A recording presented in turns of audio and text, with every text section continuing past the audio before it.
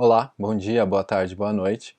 Meu nome é Luiz Felipe, eu sou doutor em História Social pela Universidade de São Paulo e dentro da temática Ciborgues, Pop e Parafernália, eu irei falar um pouquinho aqui do disco OK Computer da banda inglesa Radiohead. O material que eu pretendo apresentar aqui, ele é parte da minha dissertação de mestrado, que foi defendida em 2012 com financiamento da CAPES e que foi orientada pelo saudoso professor Nicolau Sevchenko no programa de pós-graduação em História Social da Universidade de São Paulo. O álbum OK Computer foi lançado em 1997 e desde então foi um sucesso de público e de crítica, sendo constantemente incluído na lista dos principais discos da década de 1990.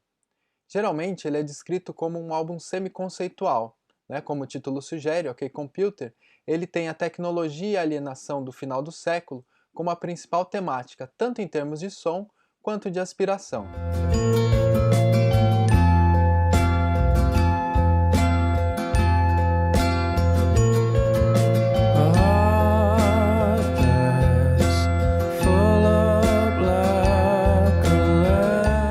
Com quase 25 anos, muito já foi escrito e falado sobre o OK Computer.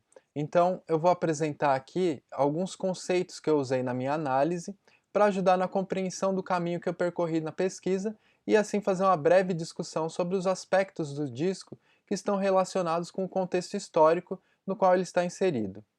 O primeiro conceito é o de paisagem sonora, desenvolvido pelo musicólogo Murray Schafer, né, no qual ele usa esse conceito para descrever o ambiente sonoro, que pode estar relacionado tanto com os sons do ambiente, quanto com composições musicais. Para o Schafer, a tecnologia tem um papel importante na construção das paisagens sonoras, porque para ele, os sons feitos pelas máquinas são os responsáveis pelos sinais operativos que vão dirigir a vida moderna.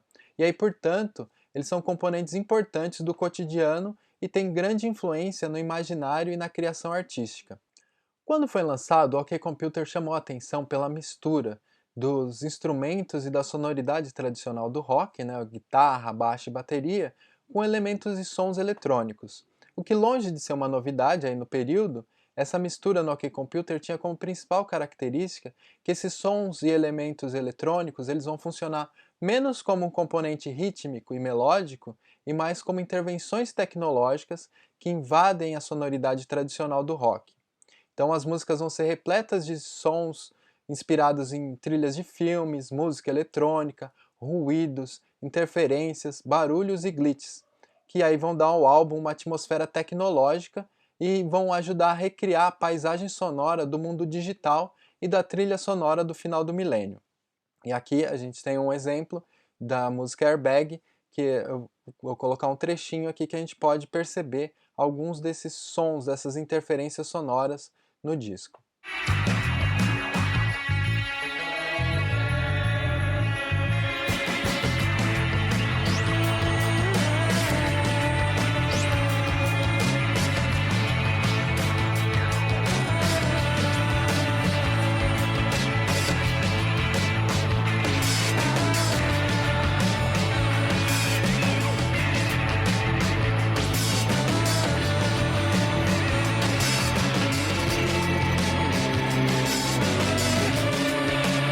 Outro conceito que eu utilizei na minha análise é o de máquina de expressão, do Deleuze e do Guattari.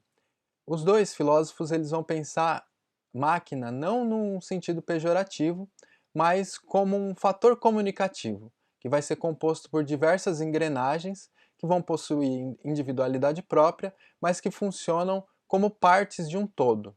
Partindo desse conceito, então, eu vou propor que antes de um álbum intitulado OK Computer, existe uma máquina OK Computer, que vai ser composta por engrenagens que abrangem, além do álbum, os sites, os videoclipes, o documentário Meet People is Easy, que foi feito para acompanhar a própria turnê e as aparições públicas da banda.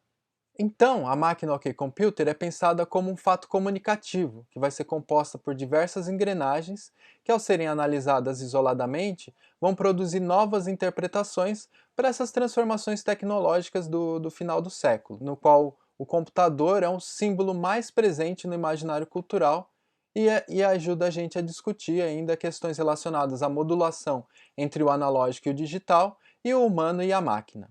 Nesse sentido, uma das principais engrenagens da máquina OK Computer é a sétima faixa, Fielder Happier, que apresenta as referências centrais que foram exploradas no projeto artístico desenvolvido pelo Radiohead no período. A música recebeu destaque especial no site da banda, no material visual que era usado para divulgação, e também ela era usada como trilha sonora para a entrada da banda no palco durante os shows.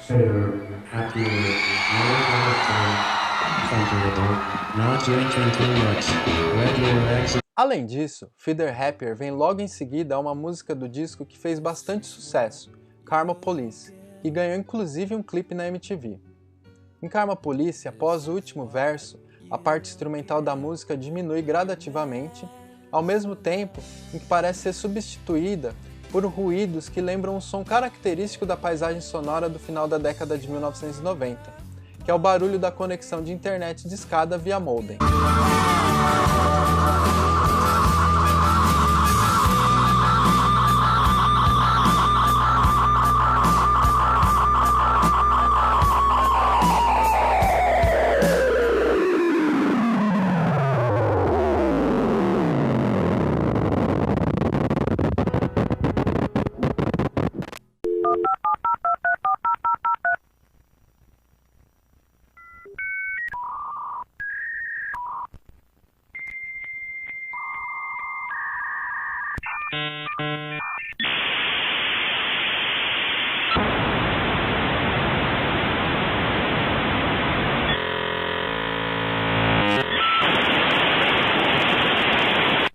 Esse ruído, característico da paisagem sonora dos computadores no final dos anos 90, funciona como uma espécie de metáfora sonora.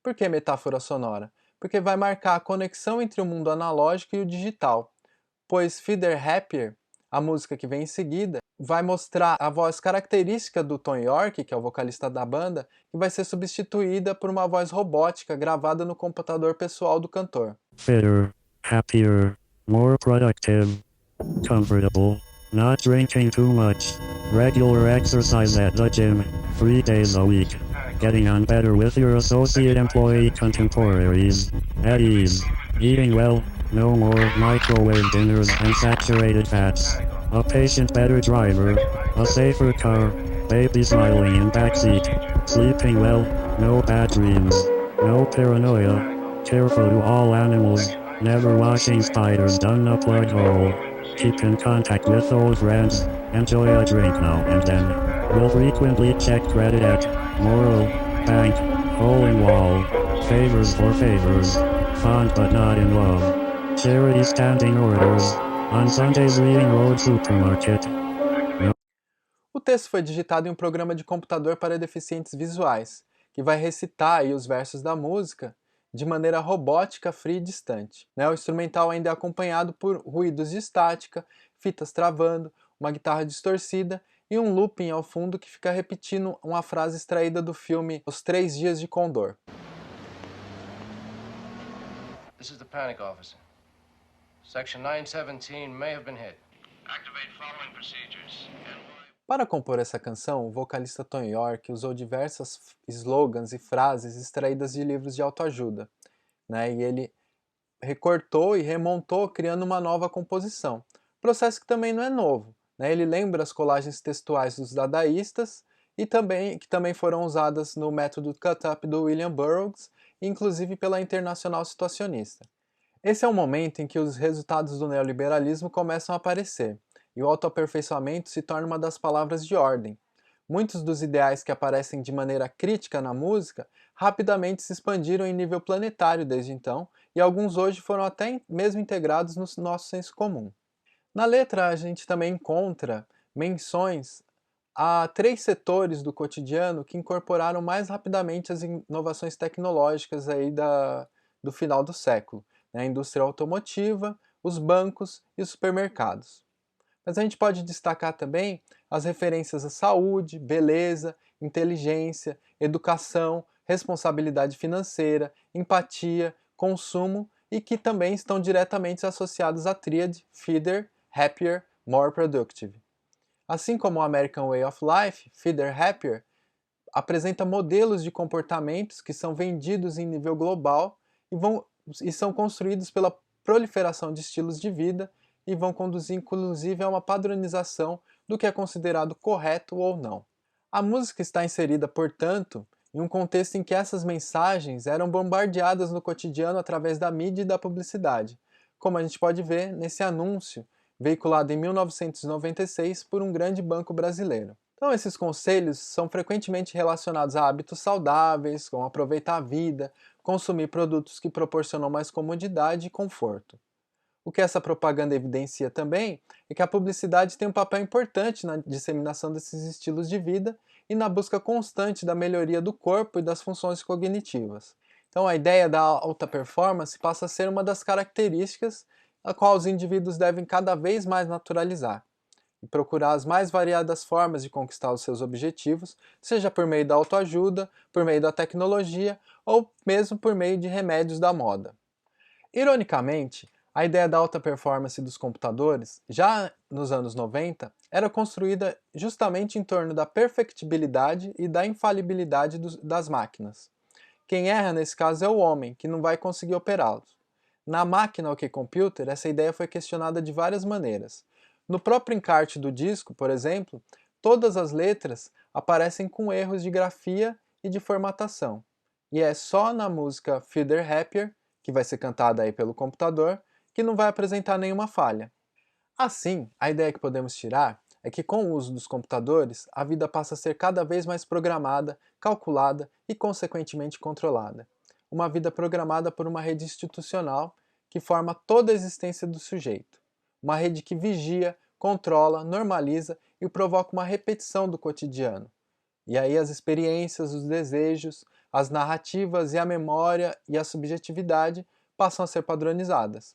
No final da música, quando a letra volta para a parte Fiddler Happier, a voz parece se fundir com os ruídos que tomam conta do som e o personagem parece ser tragado pela tecnologia. No final da letra, o narrador parece assumir comportamentos que fogem da racionalidade buscada por essa sociedade que torna os seres humanos cada vez mais condicionados a funcionar como máquinas, e as máquinas, por sua vez, cada vez mais parecidas com os homens, como o androide paranoico da canção Paranoid Android, que é a segunda faixa do OK Computer.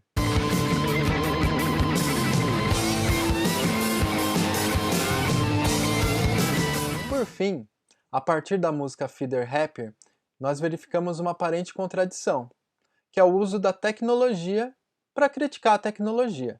Talvez uma resposta para essa contradição esteja na dualidade do nome do disco, OK Computer. Embora o computador não seja citado em nenhuma canção do disco, ele é um símbolo do progresso tecnológico. E aí, quando a banda retira o computador dos contextos e vai trabalhar em cima dos discursos, símbolos e slogans, e realça as experiências limites dessa sociedade computadorizada, ela vai dar um novo significado e vai questionar valores, modelos de controle e de consumo que cada vez mais são aceitos como normalidade. Então as canções com as suas diversas personas, elas vão refletir uma preocupação com as criaturas que por vezes se sentem deslocadas e exauridas e muitas vezes sem controle sobre o próprio destino. Ao contrário de uma aceitação irrestrita do computador, o título sugere um recuo estratégico, uma tomada de fôlego, que ajuda a pensar e refletir formas de ação que questionam e desconstroem as narrativas desses estilos de vida, recorrendo ao próprio uso da tecnologia. Então, as letras e a sonoridade do disco, elas vão ser carregadas aí dessa alienação tecnológica, da paranoia e da melancolia, mas também por uma revolta e uma atitude crítica em relação à massificação dos computadores e, por consequência, da tecnologia. E aí, por fim, pensando numa abordagem realizada pela perspectiva da história das sensibilidades, foi possível identificar no álbum elementos que iluminam e ajudam à compreensão e a discussão sobre a influência da tecnologia nos espaços de experiência e nos horizontes de expectativa dos indivíduos e da sociedade no final da década de 1990. Então era isso que eu queria falar. Eu espero que essa breve apresentação sirva para a gente aprofundar nas discussões que a gente vai fazer aqui no final do mês. Conto com a presença e a participação de todos. Até logo!